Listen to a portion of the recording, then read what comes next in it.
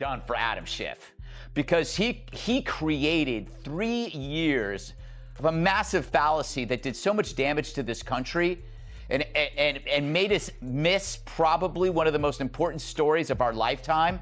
We were having hearings on impeachment while the coronavirus was exploding. Greg Gutfeld just obliterated Adam Schiff on live TV, and it wasn't just a debate, it was a public execution, a rhetorical vivisection performed with the cold precision of a surgeon and the gleeful malice of a stand-up comic. The moment Gutfeld opened his mouth, the entire dynamic shifted. The stale air of political discourse was replaced by the electric thrill of a roast. He didn't just clap back, he systematically dismantled Schiff's entire persona, piece by painful piece, leaving him looking like a man who'd aged 10 years in 10 minutes. The whole spectacle was a brutal reminder that in the arena of public opinion, a sharp joke can hit harder than any political maneuver. And Gutfeld was armed with an arsenal. M's pop their dentures when Schiff finally gets censored. And so the House condemns the lies of the man with the zombie eyes.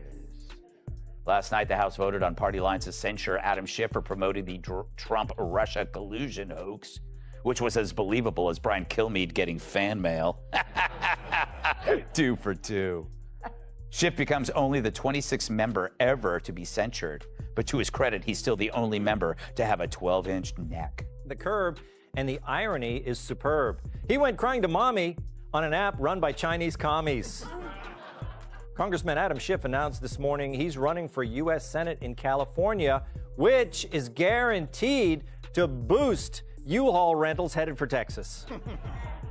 He unveiled the highly polished and produced political ad right on the heels of getting booted from the House Intel Committee. Coincidence? I think not. The foundation of Gutfeld's scathing critique was built on what he saw as Schiff's original sin, his relentless, almost fanatical promotion of the Trump-Russia collusion narrative. For years, Schiff was the solemn face of this investigation, a spectacle Gutfeld claims did immeasurable, lasting damage to the country's psyche. He argued with blistering clarity that Schiff created a massive 3-year fallacy, a political black hole that sucked all the air out of the room and diverted attention from genuine threats. This wasn't just a distraction, it was a national obsession. Gutfeld painted a damning picture. While Congress was bogged down in endless, theatrical impeachment hearings orchestrated by Schiff, a deadly virus was silently boarding planes and exploding across the globe. He was hunting for a Russian mole while a global plague was laying siege to the world. This wasn't just a political blunder, it was a catastrophic failure of focus, and Gutfeld placed the blame squarely on Schiff's narrow shoulders. Hearings on impeachment while the coronavirus was exploding. We talked about that virus in green rooms, but we had to do this impeachment story. We had to show these hearings. It's all on him, man. He's got to go. They got to investigate him. They got to hold him accountable. I'm not going to say he should go to prison, but my evil twin will say he should go away to prison for a very long time. Congressman Schiff, how are you? Shame, shame, shame. Shame on you. Oh, yeah. Oh, excuse me, Mr. Gutfeld. So, Congressman, I got to ask, how did it feel to have your ass chewed out like that in front of your colleagues? Oh, well, I will say this, Mr. Gutfeld, it feels... But the ridicule didn't stop at his past failures. It became intensely personal and humiliatingly public when the House voted to formally censure Adam Schiff, a damning rebuke that made him only the 26th member in U.S. history to receive such a punishment. Gutfeld pounced on the moment with the savage glee of a predator who'd been stalking his prey for years. He mercilessly mocked the lies of the man with the zombie eyes, a jab that was as cruel as it was visually unforgettable. He even joked that while Schiff was making history, he was still the only member to have a 12-inch neck. The censure wasn't just a political headline. For Gutfeld, it was the long overdue punchline to a years-long joke, the final humiliating receipt for a bill Schiff had been running up with the currency of public trust. Schiff's reaction, a stoic performance of martyrdom amidst chants of shame from his colleagues, only added fuel to Gutfeld's fire, proving his point that for Schiff, everything is theater. That and the fact that Schiff hasn't blinked since 1992. And he didn't take the news so well. The disgraced Democrat went on TikTok to complain. Behold. Hello, I'm Congressman Adam Schiff with some troubling news. Today, Kevin McCarthy removed me from the House Intelligence Committee, all for doing my job, for holding Trump accountable and standing up to the extreme MAGA Republicans. Oh my, So Adam Schiff now admits he should have been much more clear about how he unleashed the impeachment circus. Note, when a politician says they should be much more clear, they mean, I wish you hadn't caught me lying to your face. I should have been much more clear, and I said so the minute it was brought to my attention that I was referring to the fact that when the whistleblower filed the complaint, we had not heard from the whistleblower. We wanted to bring the whistleblower in at that time, but I should have been much more clear about that. You know, instead of trying to be clear, it might just save time if you just decided. And for Gutfeld, the theater was the entire point. The real comedy wasn't just Schiff's political missteps. It was his entire painstakingly crafted persona. He painted Schiff as a man desperately auditioning for a Hollywood role he was never, ever going to get. Schiff acts like every hearing is his big Hollywood audition, Gutfeld joked, but the only role he's ever nailed is the guy nobody trusts. He tore into Schiff's signature habit of over-dramatizing every single sentence, as if he were narrating a low-budget Netflix thriller that nobody had asked for. His voice, flat and dragging, could make a winning lottery ticket sound like a terminal diagnosis. Every hearing was an off-Broadway monologue with government funding, run by a wannabe showrunner obsessed with his own close-ups. Schiff walked into every room thinking he was Hamlet, the tragic hero, but as Gutfeld revealed with brutal efficiency, he was always just the punchline. Be bad when the Republicans took over, but it's far worse than we expected. Cue the violins, people. But can he promise you this? But I can promise you this is not the end of my fight for our democracy. This is just the beginning. Please join us and contribute today. Thank you. Here's my question. How much will it cost for you not to run? This obsession with the spotlight led to even more serious and frankly more damaging accusations. Gutfeld roasted Schiff for his notorious reputation for leaking sensitive information while simultaneously decrying leaks that didn't serve his narrative.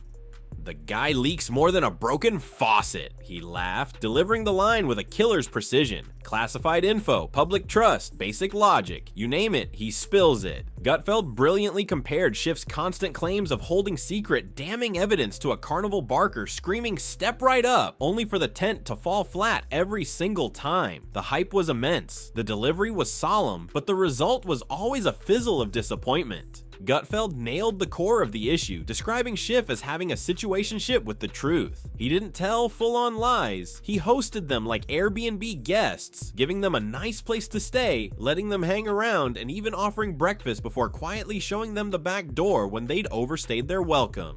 Schiff champions transparency, all the while saying the whistleblower might not testify because it's a safety concern, he maintains, because we all know CIA agents can't protect themselves against non-existent threats, or that our government can't protect him from your Aunt Sally.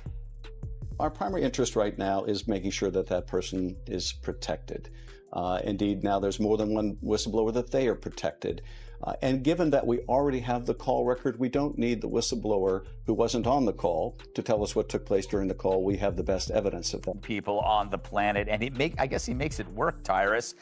But does he? But isn't it? I mean, I don't want to get mad about this because he's such a joke. But the fact that he isn't going to be really get any punishment. Shame, shame, shame. Shame on you. Oh, yeah. Oh, excuse me, Mr. Gutfeld. To Gutfeld, Schiff wasn't just a political opponent, he was a walking, talking goldmine of unintentional humor. He was a man immune to sarcasm, a figure so self-serious that humor simply bounced off him. Gutfeld zeroed in on Schiff's wide-eyed, bugged-out stare, saying his face was permanently stuck on one default setting. Startled owl in a courtroom. He cracked that Schiff always appeared mildly panicked, like a man who just remembered he left his stove on in the middle of a classified intel briefing. Every time he grabbed a mic, it was like watching a meerkat try to deliver the State of the Union. All tension and urgency, but nobody knew what the hell he was talking about. And the fashion? Gutfeld roasted his style like it owed him money, saying he dressed like he shopped at a clearance rack labeled nervous accountants only. His suits were tight, wrinkled, and awkward, screaming debate team runner-up. For Adam, not even Mitt Romney could help him. Everyone knew there weren't enough votes to convict. Even the media, their only way out of this hell, pretending that Mitt was a hero. Poor Adam. He really thought he had him. Well, we've talked about who won the impeachment trial. Now let's talk about who didn't. As I've said before, don't think the Dems aren't going to stop trying to find dirt on Trump. They'll look anywhere. Hell, they'll go to a local high school if they thought they'd find The full details about the conditionality of either the military aid or that meeting with the Ukraine president, it may not be necessary to take steps that might reveal the whistleblower's identity to do that. Not necessary so much for transparency, but like everything, the Dems haven't thought this through. So not only are you going to impeach Trump, you're going to do it in secret, in the dark, reversing an election based on hearsay from some anonymous guy you will never, ever see who has ties to Democrat. And then came the ultimate plot twist in the Schiff melodrama, a pivot so brazen it left Gutfeld in stitches. After years of being the relentless accuser, the grand inquisitor, the man pointing the finger, Schiff suddenly cast himself in a new role, the victim. When he was booted from the House Intelligence Committee, a direct consequence of his past behavior, he immediately ran to TikTok, an app run by Chinese commies, Gutfeld gleefully pointed out, to complain. Today, Kevin McCarthy removed me from the House Intelligence Committee. Schiff lamented with a straight face, all for doing my job, for holding Trump accountable.